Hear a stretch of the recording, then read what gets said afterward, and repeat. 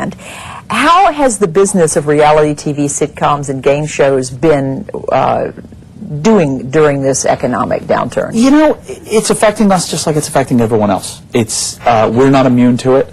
The biggest difference, I would say, is, you know, if you look at any programming schedule, whether it's cable or network, they have a certain amount of hours to fill, and they're going to fill them whether or not, you know, the economy is good or bad. You know, NBC has to put something on Thursday nights at 8 o'clock, whether it's, you know, whether the economy is booming or whether it's dying.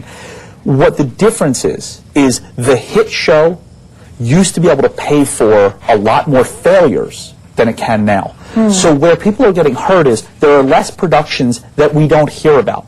The viewer at home doesn't hear about the zillions of failures that happen that Friends paid for all those years, or Carson or Leno, or any of these shows pay for a lot of failures. They try a lot of stuff, they throw a lot of stuff up against the wall and see what sticks. But somebody's getting a paycheck. Right. Someone's doing a job because of the success of one big show. Exactly. And the problem now is they're taking less swings and less tries at it because they can't afford the failures, because the successes aren't as successful. The economy isn't as strong as the failures. So when a syndicated daytime program launches a new show, there used to be a business model that the money would be able to pay for them launching 5 new shows next year, and if they didn't work, they didn't work. Now, that one show maybe they launch 2 next year, or 1. So that's 5 shows that didn't get made, or 3 shows that didn't get made. And that's a lot of pressure on Roy Bank, president of Merv Griffin Entertainment. It's a lot of pressure on any of us out there trying to sell television shows. We are, you know, it's interesting. I'm in the unique position of being both a buyer and a seller. People pitch me shows every day, and I turn around and pitch those shows every day to broadcasters. And so as a seller, yeah, there's a lot less slots. There's a lot less money out there. Companies that you used to walk into a buyer and say, here's my idea, and they might say, wow, we want to do this, and we want to give you 13 episodes of it. Now they look at you and say, if we gave you like a couple $100,000, could you make something that proves that it works? So there's less money available for the production. It's a high risk game, but there's not as much room for failure. Correct. What's your advice to people who want to make television shows today? If people that come in and pitch you, what would you tell them about what angle do they come in with business to pitch you now? The biggest angle to come in with business is that I think that looking for diversity in revenue streams, looking for a show that can live in more places than one. Can you build in advertisers into the show? When I produced Apprentice, for example, we would build in advertisers right into the body of the show. You'd see Donald Trump saying things like, today we're going to be working with Ford Motor Cars, and Ford is my favorite car. They paid us for that. So we call it integration. You know, it's sponsored integration. So that's the first thing. Maybe there's other components that can be done elsewhere. Maybe there's an extension. You said your son came in to play Are You Smarter Than a Fifth Grader? Right. Well, that was the #1 board game in America. Yeah. That's a real moneymaker. Now, if you make less on the show, you're okay because Hasbro has partnered with you and has the #1 board game in America out there. So it's having a show that has more brand extensions than it used to, as well as something that translates to overseas. The overseas market is still very healthy in the television world. So Are You Smarter Than a Fifth Grader is in 65 countries around the world. Right. Sometimes it's the tape that we made here, sometimes it's a format. So it's all those brand extensions. It's not just, here's my show. It's here's my show and here's all the tentacles that can run off of it. Roy Bank, thanks for being with us on LA Business today. I'm sure a lot of viewers out there are now figuring out how they can pitch a show to Roy Bank if they get lucky enough. My pleasure. Thank you for having me. Thank you. Thank you. Appreciate it.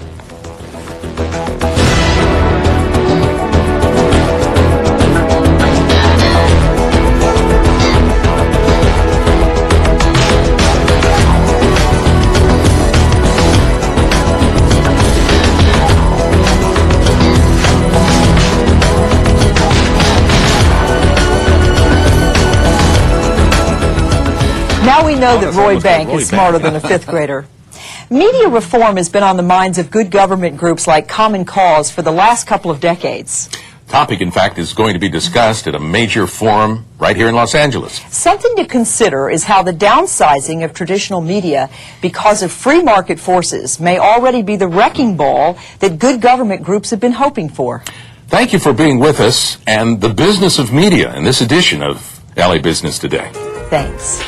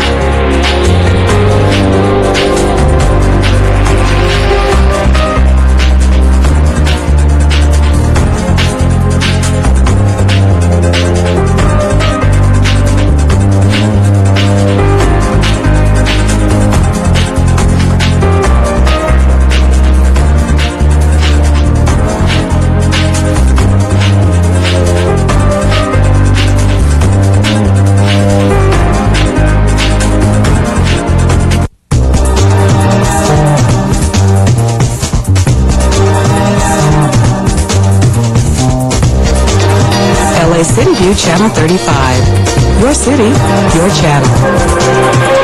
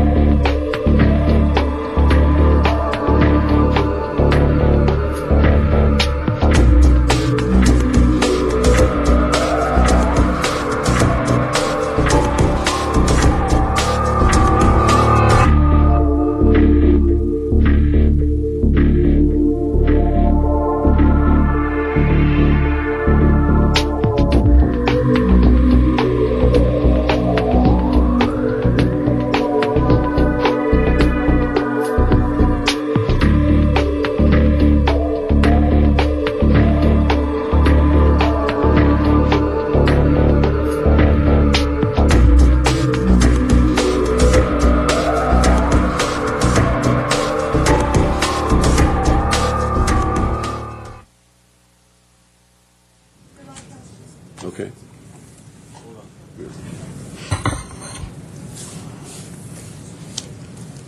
Let me know when you're ready. Ready? Good morning. This is the special meeting of Ad Hoc Committee on Economic Recovery and Reinvestment. We expect to have other members arrive, but because we only have 1 hour before council starts, we're going to start with the briefing paper from the CAO to give us an overview of where we are as it relates to prior submissions on grants and those that we expect to get in the future. So why don't we start that? Good morning, Mr. Chairman. Bill Kreitz with the CAO's office. I would like to start with sort of a mix of good news and bad news. Okay. Let me begin with the good news first. We received approximately $8 million for a housing authority, a public housing capital construction competitive grant. We were notified this week that we were being awarded that one. We're also being awarded $6 million to the Harbor Department for port security, wireless voice and data interoperability, and that's a competitive grant as well. The bad news would be that we had 4 grant applications denied, one for enhanced effectiveness for prosecution of domestic violence crimes, one for homeless alternative to living on the street, one for the police department's forensic and investigative hiring, and one for mortgage fraud and foreclosed property task force. Those 4 grants were denied. I don't have much more information on those at this time. I was just recently notified of those, so I believe we can report back to you. All right. Let me just ask on just to give us a synopsis of what generally those, you gave us 2 that we were granted and the 4 that denied, just to give just a tiny bit to understand what we were after.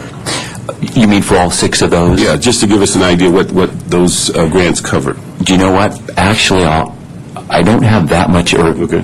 I'm not that familiar with each one at this point, just because I'm tracking up 140 of these. All right, I understand. I thought the thing is, I was just wondering, but specifically on the housing authority, public housing capital construction, is that earmarked for Jordan Downs? Is that in general for housing authority properties citywide, or do we have any knowledge on that? Do you know, I have my master spreadsheet with that detailed information here with me, but because it's 62 pages, I probably have to go through Let's that. go on your briefing. We'll get that later. Okay, I'd be glad to come back up after DWP and go over those with you too.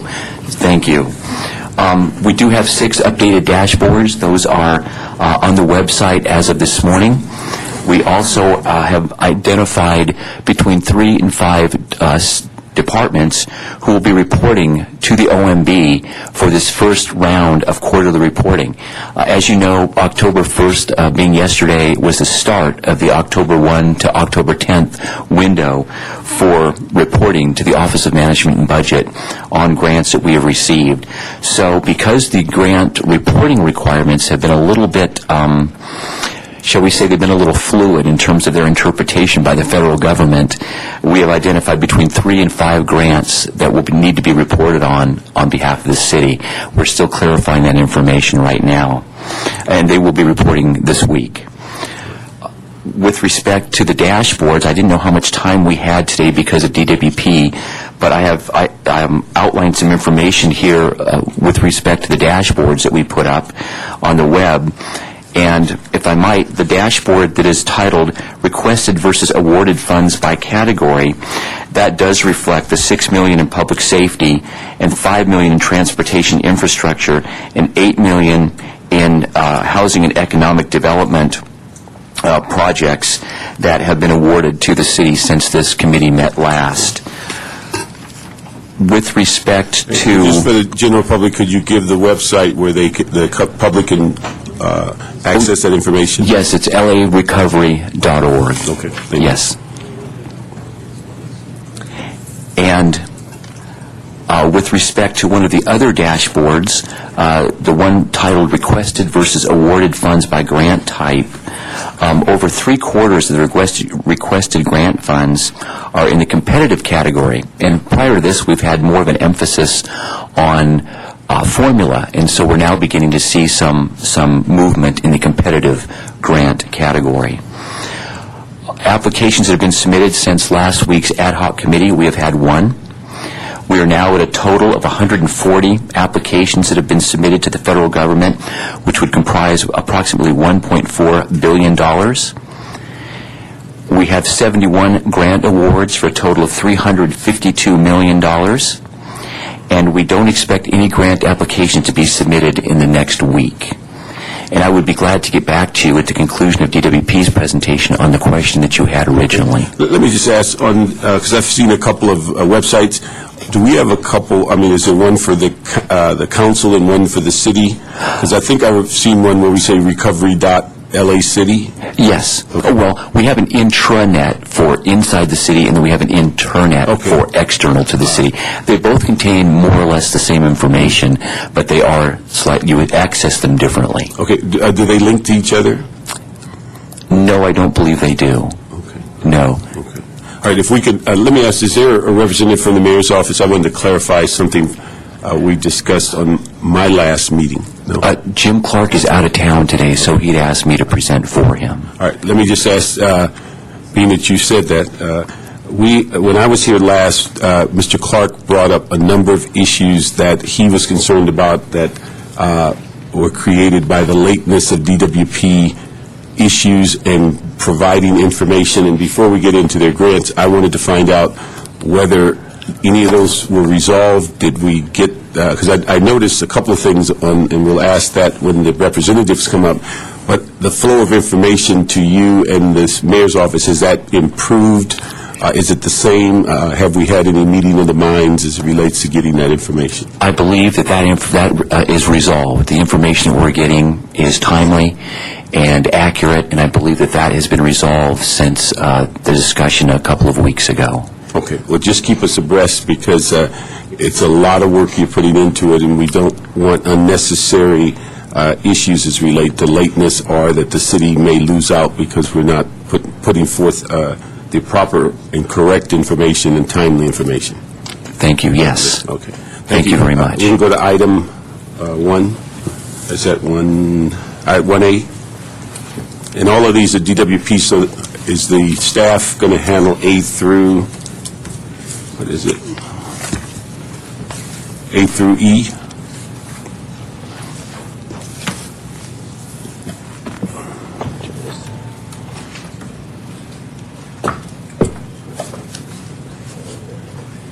What up, guys?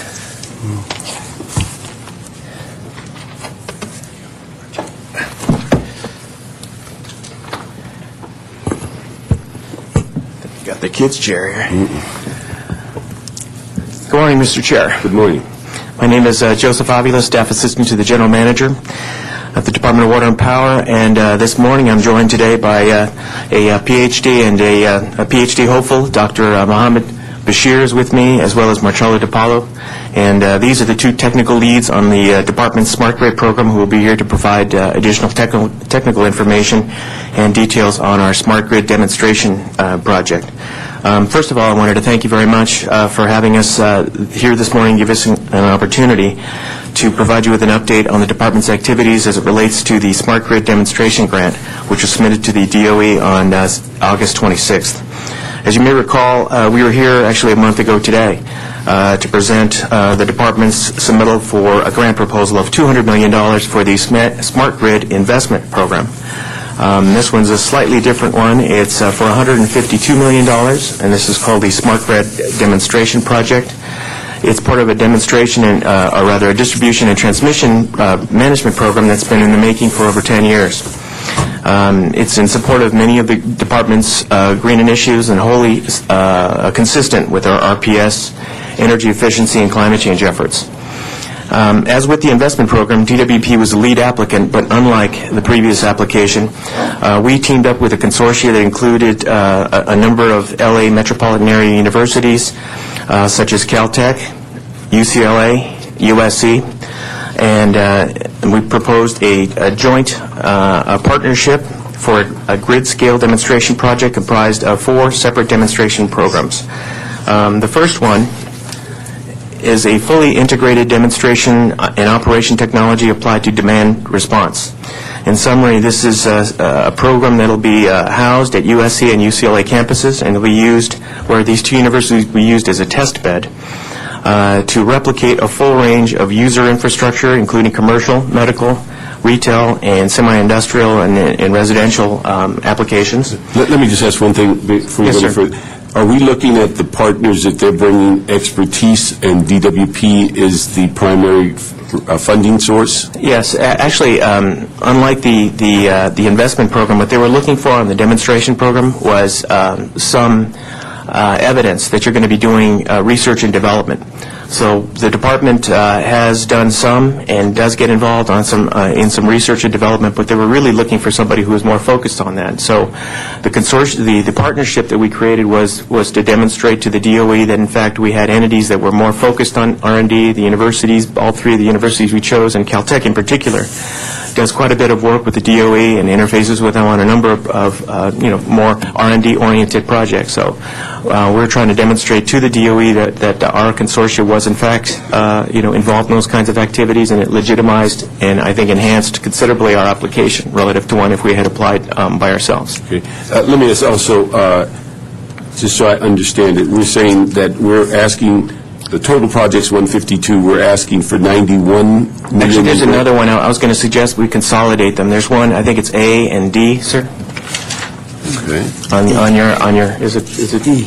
E, I'm sorry. So this is A and E, sir. All right, so we're talking A and E together. Correct. Right. So I thought we could consolidate them into one application. It was submitted as one application with two components. Okay, all right. So you're going to get, your presentation is going to cover both. All right, let me just ask. It was my suggestion, sir. We could do them separately if you'd like. If we merge them together, then if you give us the total figures, because it appears that the 152 jumps up to some in the neighborhood of almost 300 million. Is that correct? I think it should total up. It's 91 and 60, if I'm not mistaken. I mean, total grant. Yeah, the total grant would be 162, roughly, sir. The grants, the other ones, those are water grants. We're going to be bringing some water folks up here. That was another $30 million. I think you're confusing me. I'm sorry. If on A, we're saying the total grant was, the total amount was 152, 91 match, 91 requested. If we go to E, then it appears we're saying that's another 120 million in addition to the 152 on A. Oh, I see what you're saying. No. These are matching grants. These are matching grants, so we're asking for, in the case of A, we're asking for 91, and we would be matching that 91 with water and power. And we'd be doing the same on E. That's we're correct. asking for 60, we're matching for 60. Matching for 60, So yes, my apologies, the sir. total amount for both grants gets us in the neighborhood between $200 and $300 million. With the matching funds, correct. The power revenue monies that we had already identified. All right, we're on the same track now. Okay. Outstanding. Yeah, my apologies, sir. Okay. All right, so if you could merge A and E, and then we can ask questions as you go along. Yes, in fact, if you'd like, I can go through this, or you can ask questions. Why don't you go through it, and then if we'll ask questions either after you're through, or if you hit something we need clarified, we'll stop you. Okay, so there are just 4 initiatives, and the second one was to conduct a comprehensive portfolio of behavioral studies. The department will use fully integrated community, physical information, and management infrastructure represented by the USC campuses to identify the behavioral determinants essential for successful adoption of smart grid technologies and improved energy usage patterns. Initiative number 3 was to demonstrate our next-generation cybersecurity technologies. It's a regional project that will be used as the driving source for specific system architecture and models enabled by Caltech and JPL existing cybersecurity test beds to assess the project's security robustness as a complete system and to study the robustness of a larger full-scale smart grid deployment against external threats. And the 4th initiative is to demonstrate the integration of electric vehicles into DWP's managed grid. Both UCLA and USC have large, partially electric vehicle fleets, which will afford the department an opportunity to test the electric vehicles both in a controlled environment of a corporate fleet and the real-world usage of individuals without having to equip individual residences with charging stations. These projects will be implemented and managed by a team consisting of department and JPL staff, along with professors and energy program administrators from both USC and UCLA. DWP, because of its size, complexity, and commitment to permanently reducing its carbon footprint stemming from its utility operations, are in a unique position to carry out these demonstration projects for DOE. In summary, the Smart Grid Demonstration Grant represents a unique opportunity for DWP in the city to realize its long-term goals of implementing a fully integrated smart grid system in 3 years, create a net new jobs of 500, and lower the cost and environmental impacts of providing electricity to the city of Los Angeles. And that concludes my report. Let me ask you a couple of questions on what is the source of the city's match, the $60 million on item E and the $90 million on item A? Those are power revenues that had been previously identified. As you probably know, Mr. Chair, all of the projects that have to be submitted to the, in response to the ERA have to be shovel-ready.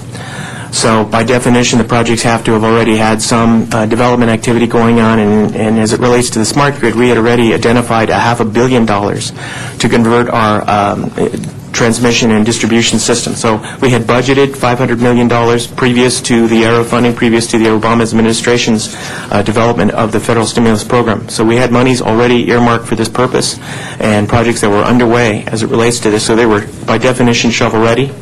So when the ERA programs came along, we had these projects pretty well developed already. I think the difference is they were a 10-year rollout to spend that $500 million, and as a result of the matching funds that we're going to be getting, hopefully, in relation to the the ERA program, we're going to be able to accelerate that from 10 years down to 3 years and be able to do the projects on an accelerated basis. But the monies were already part of our power revenue funds. Okay, and then so we were in process of moving both of these projects along. This accelerates it? Yes. And does it complete it with this grant, or do we have to continue spending portions of the $500 million? The total program that we were planning on doing was $1 billion, and so we had not identified the balance. The remaining $500 million was monies that we had not budgeted as of yet. So if we were to collect this money, and actually we have two applications. Like I said, a month ago we talked about the investment program, so that was $200 million.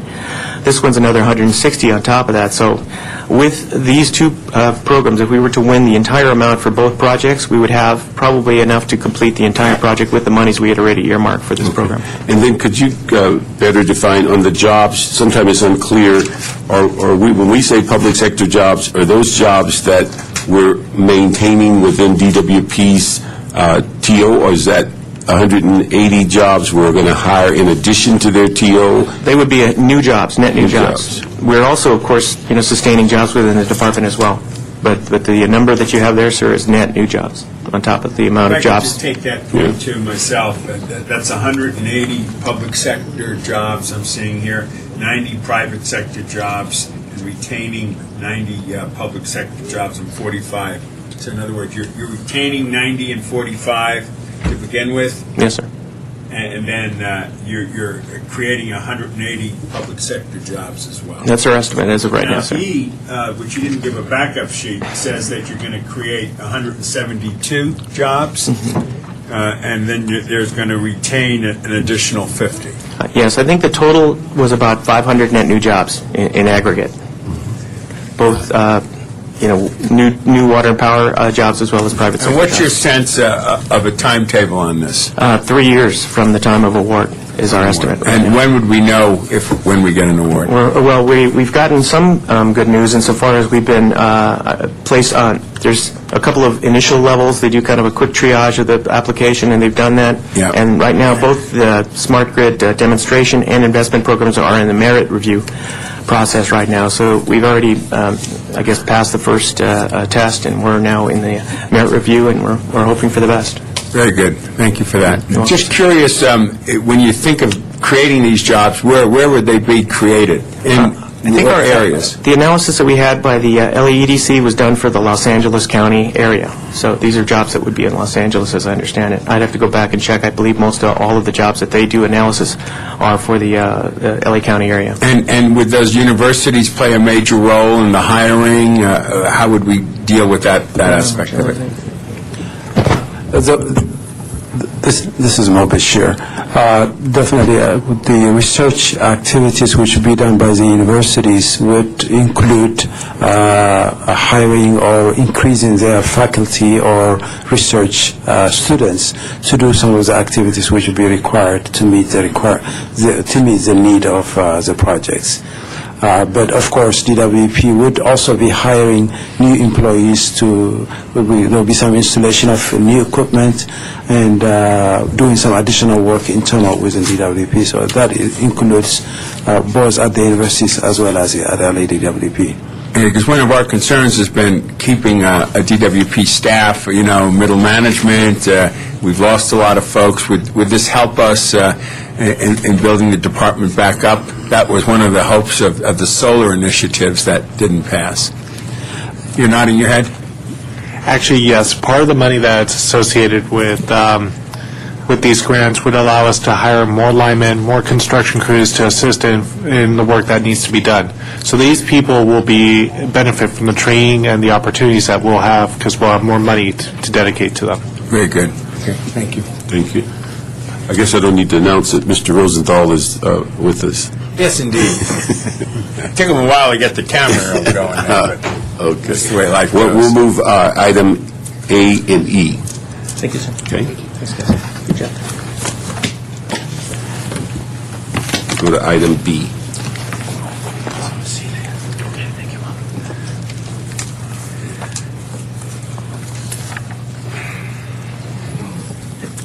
If I may, Mr. Chair, may I suggest that we do the same consolidation on A, B, and C water-related projects? These are the $30 million water-related projects. I have the... You said... it would be I thought we A. just handled A. I'm sorry. It would be B, C, and D. Okay. My so apologies. The remaining ones. Correct, sir. All right. These would be water-related if we consolidate those. All right. Okay, before you get started, let me just ask, just for clarification, if the paperwork is accurate, it reflects that the deadline for all three of these is passed. Yes, sir. Okay, where are we on that? Did we get them extended? No, we or did actually you submit them before they came here, or what happened? Yeah, I'm not sure exactly why it reads that way. We had gotten these in on time, and in fact, we're in negotiations on these for actual funding, so I'm not sure. We'd have to check with the CAA. It might be a little typo. So. Okay, because the deadline is that a typo or? No, the deadline is probably correct. These are. I'm not sure why these projects are listed as having been past the deadline. Go over that again. I'm not sure why they are listed as having been past the deadline because we submitted these quite a while ago. Okay, we need to, if the CEO could come up, if this is accurate, it shows all three of these, the deadline was February 2009, and they show that this material was submitted October 1st, 2009. So we need to make sure we're not going through a process that if you've submitted them before they came here, we need to know that. And if they're too late for discussion, we need to know that also. Okay. Actually, I think on these particular ones, these were submitted before this body was actually formed. I think that's probably, I don't want to speak for the CAO, but I believe these three projects were one of the earlier projects, and we submitted these before this body was actually formed. Why don't you go through them and we'll get the CAO okay. up. Very good. Thank you, sir. I'm now joined by Dr. Pankaj Padet and Glenn Singley from the department, and these are our technical leads for the water projects. As noted in today's agenda, the department submitted three bids totaling $30 million for the following projects. The first is an application for safe drinking water, state revolving fund grant funds in the amount of $10 million. This is for City Trunk Line South, the Unit 2 project. The second is an application for the Safe Drinking Water State Revolving Fund grant funds in the amount of $10 million, and this is for River Supply Conduit, Lower Reach, and this is the number 3 unit project. And the third is an application for Safe Drinking Water, the State Revolving Fund grant funds in the amount of $10 million, and this is for the Santa Ynez Water Quality Improvement Project. Although not yet finalized, as I mentioned, the projects have already passed the first two stages of review, and we're actually in negotiations currently for funding for all three of these projects. While we can't count the money necessarily in the bank, we think things are looking very promising for these three projects. And at this point, I'd like to introduce my two colleagues here to give you some of the details of these projects. Glenn, why don't you start off? Sure. All three of these projects are integrally involved in our water quality improvement projects that are in response to the long-term 2 surface water treatment rule and the disinfection byproduct rule. Also, 2 of these projects are major trunk line projects, which are important for our infrastructure issues that we have, and they're replacing older pipes that are very important for us to refurbish and How many replace. pipes are you talking about, do you think, in this refurbishing we're talking about? How many miles? We've got about 50 miles that we have identified of pipeline that we're looking to replace. And these are the 50 of the most critical ones that we seem to be experiencing all these issues in the last month? The city trunk line is part of the same system that we did have the large rupture 3 weeks ago on city trunk lines. This is upstream from that location, but 2 other of these units are being constructed by our internal forces currently. So this is a very critical. This was the 1914 pipe that had a rupture a few weeks ago. So thank you. I appreciate that very much. Let me just ask for clarity on B. It states on our material that this is 1 of 5 projects. Are the other 4 in process, or? Yes, Unit 1 has been completed. It was completed about 2 years ago. Unit 2 is being constructed as we speak. Unit 3 is a segment that is pushed off to the future, but we'll be able to bypass that without a problem. Unit 4 and Unit 5 are being constructed, so that would complete that grid. Okay, but are the ones that number 2, 4, and 5 that are in construction, would they be eligible for this grant? I was just trying to figure out why we're asking for a grant on 1 of 5 if 4 of our 5 are not completed. This happened to be in the right position at the time to seek the funding. It was just after the project had been kind of galvanized, and we were ready to award the project. So we were in the right sequence of completing the project to request the funding for this one. Okay, then that brings up the question on 4 and 5 that are in construction. Are we saying they're too far down the line? Not necessarily. Let me check my... And then the one number 3 that's in the future, is that not shovel-ready to the point? That's not quite ready yet. So the other 2 are being completed by in-house forces. And I just want to make sure that we may have them on the list for, applying for reimbursement. Because you said 2 and 4 and 5 are all in construction. Yes.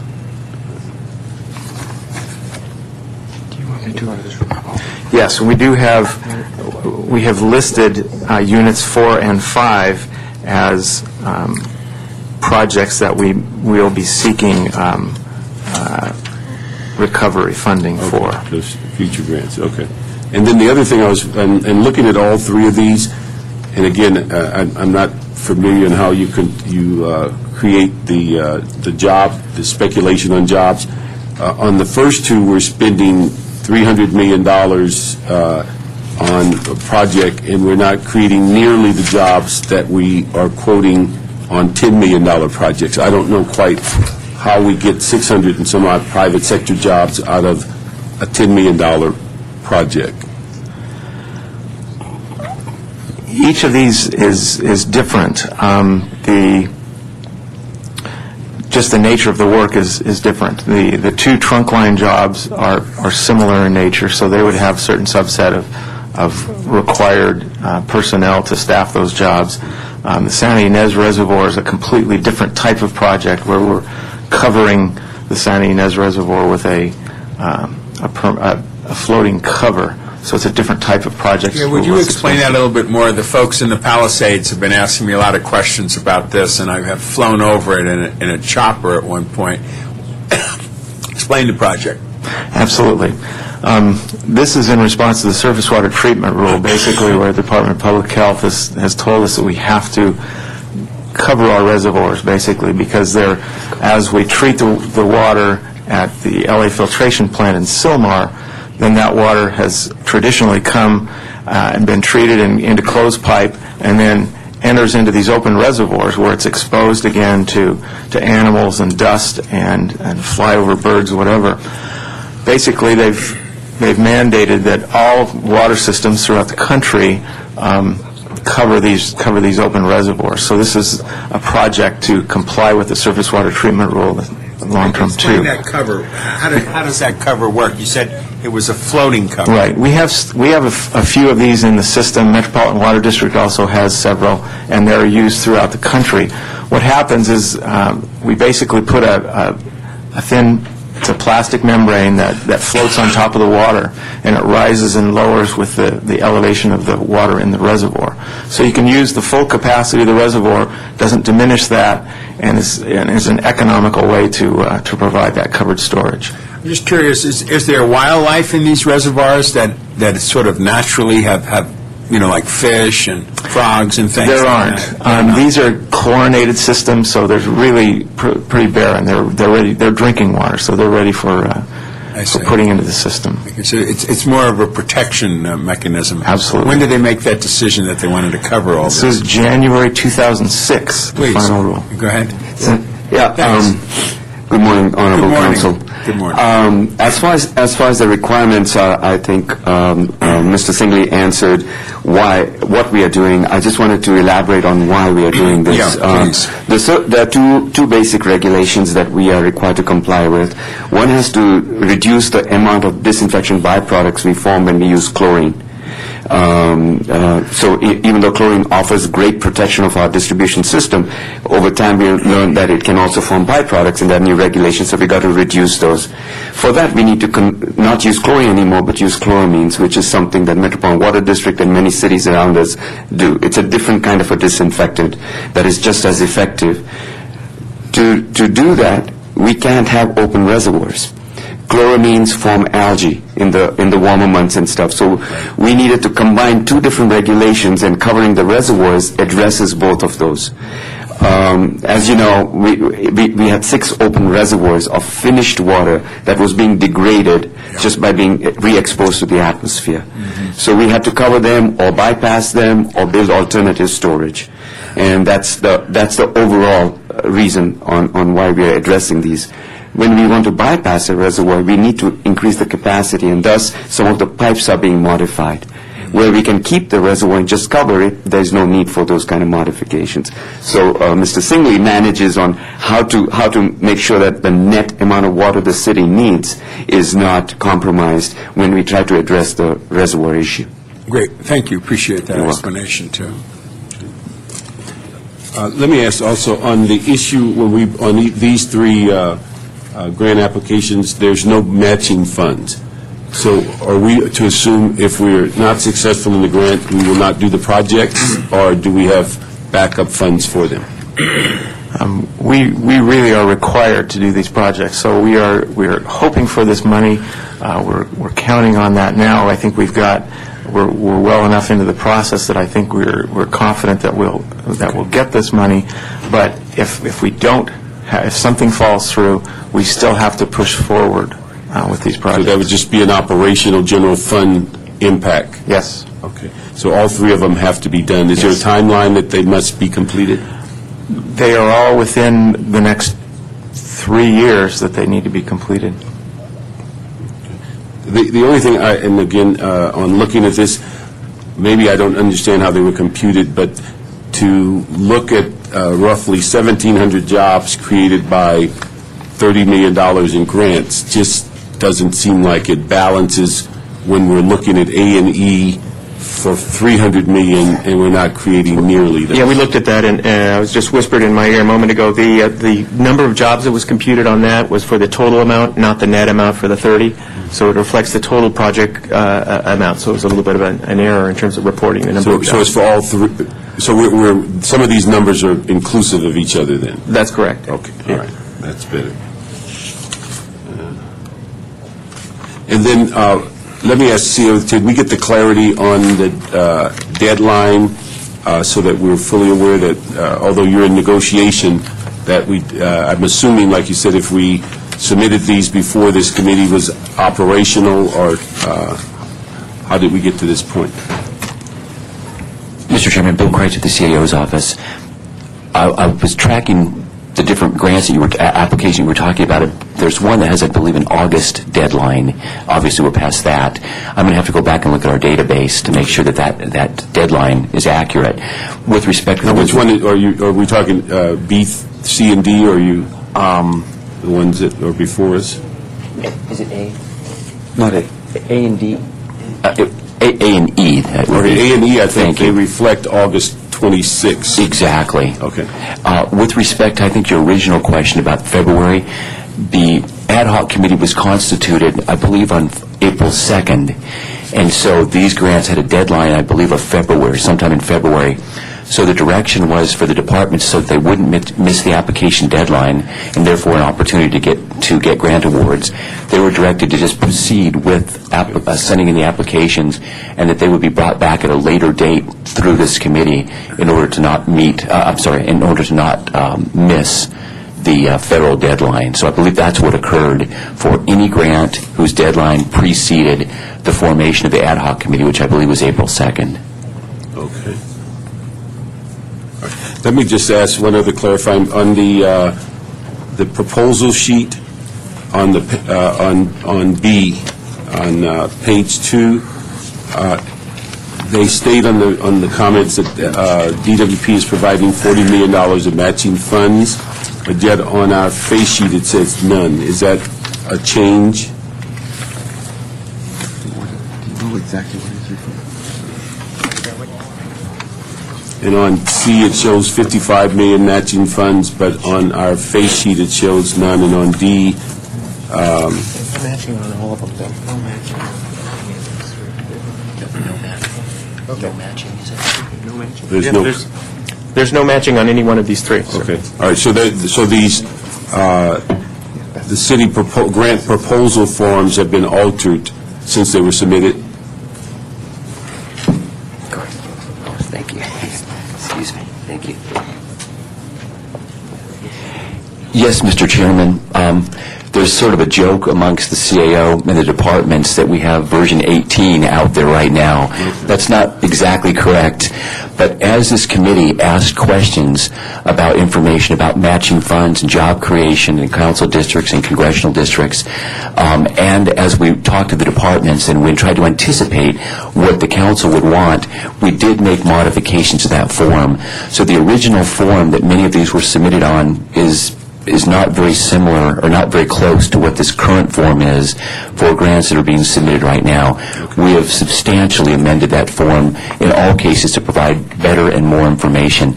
So in the cases of a grant that was submitted, a grant application, I should say, that was submitted early on, probably around April, May, even into July, those application forms will not contain the same type of information that the form does now. And I believe we finalized that form, I'm thinking in August, actually. Okay. All right. Mr. Rosenthal, you have any other questions? No, that's it. We're joined by Mr. Wesson. You have any questions on? Okay. The issue, let me just say on the, so with B, C, and D, we have an expectation of a couple more grants dealing with the trunk lines. So that's, if I understood your comments, so that's forthcoming. And all I would ask is that as we address the creation of jobs, that we have more clarity so that we're not looking at these reports independently and believing we have 1,700 jobs if they're collectively included in the same figures. And so we can make sure that. And then also, as we mentioned before, we have some accurate figures on the matching funds, whether we're doing those or not.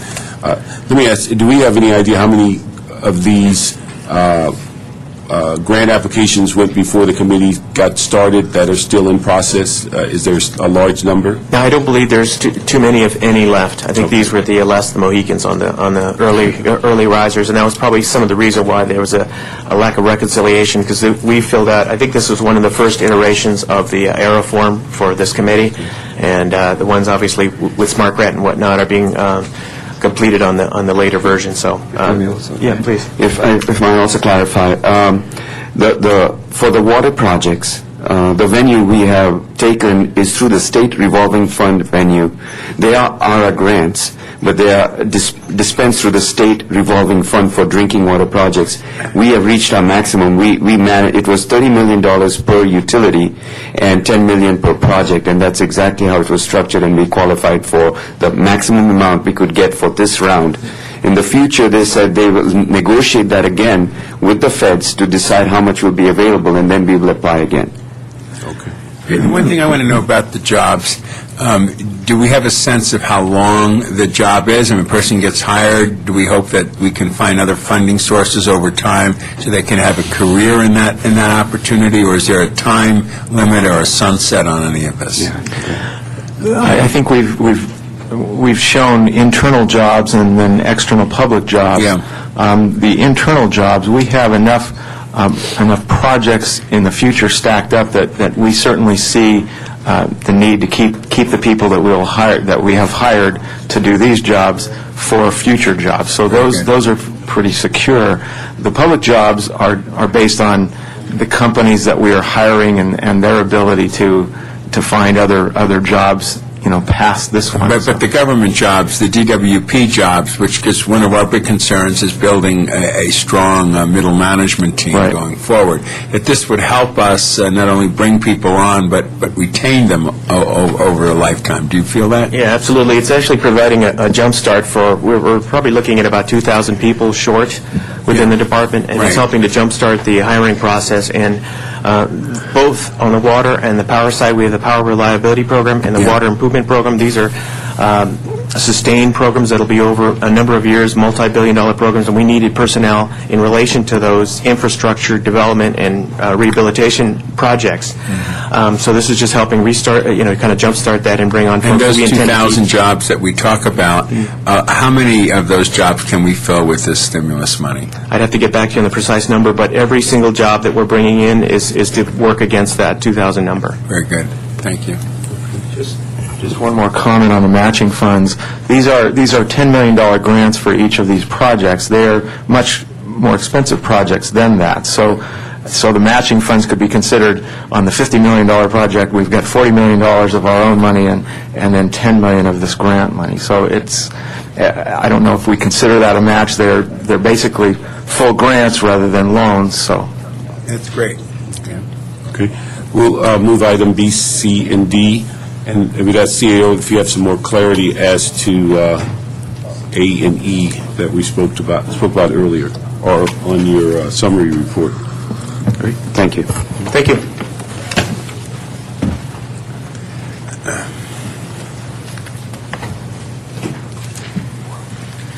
Thank you, Mr. Chairman. If I could also segue into to that presentation and mention something Mr. Rosendahl mentioned. Mr. Rosendahl, you were talking about sustainability, and at the bottom of what we're calling the one-pager, which is the form that they were reading from, was sort of the intake document, because we had seen a trend in this committee about requesting information about sustainability, that is one of the revisions that we made to that form probably around July or so. There's a little component, I don't have it in front of me, but there's an element at the bottom of that form that asks departments to explain the ability to sustain whatever they're doing, whether it be hiring or whatever. So that is an example of one of the things that we modified the form to reflect, so this committee would have more information on the very question that you asked about sustainability. Mr. Chairman, you would ask for a little bit of information about the 6 items, the 2 that were the grant applications that we received and the 4 that were denied, specifically the Housing Authority for Public Housing Capital Construction. Let me tell you, that was basically to rehab housing, public housing, to retrofit for energy conservation, to make units ADA accessible. And the Jordan Downs that you requested information on was not included there, but I will say that Las Casitas has a community area that will be modified. Pico Garden has 13 units that will be rehabbed. Pueblo del Rio has 20 units. Estrada Court, 11 units. Rose Hill, 100 units. Avalon Gardens, 108 units. Gonzaque Village, 9 units. William Mead, a common area will be revitalized. Mar Vista Gardens, Ramona Gardens, and Rancho San Pedro all have common areas in addition to ADA units that will be rehabbed through that grant. With respect to the second item for $6 million, that is a port security for wireless voice and data. That is basically for secure or for public safety port communications at the Harbor Department.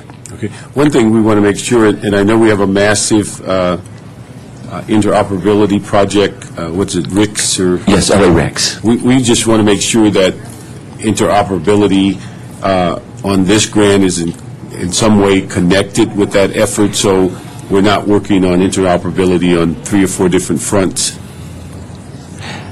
Mr. Chairman, I can get back to you with that. I don't know the answer to that, but I can certainly speak to that issue next week. Okay. Thank you. Okay, I'd like to know, recently denied, you obviously listed 4 of them. There was $4,297,620 for homeless alternative livings for Skid Row in Hollywood. Do we have any sense why they rejected it, considering we have a very serious challenge here with homelessness? Do you know, Councilmember, that's a really good question. We just found out about this, I believe it was yesterday or Wednesday evening. I didn't have a chance to get back to the department to find out what the response was from the grantor. In some cases, the response from the grantor ranges from no information at this time to an analysis of our application.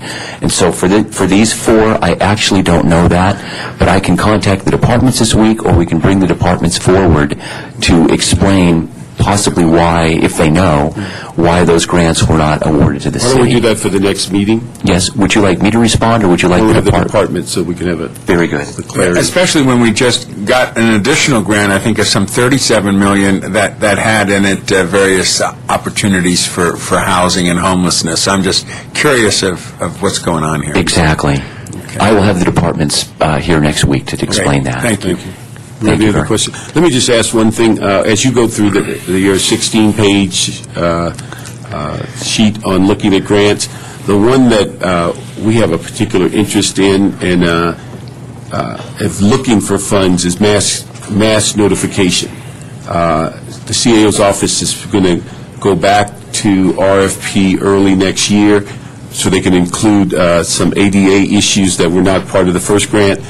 But I don't know whether it fits into interoperability or some category, but we do need to find something so that we can get away from the antiquated dial-up system and currently triage that we're using within the fire department for city notifications.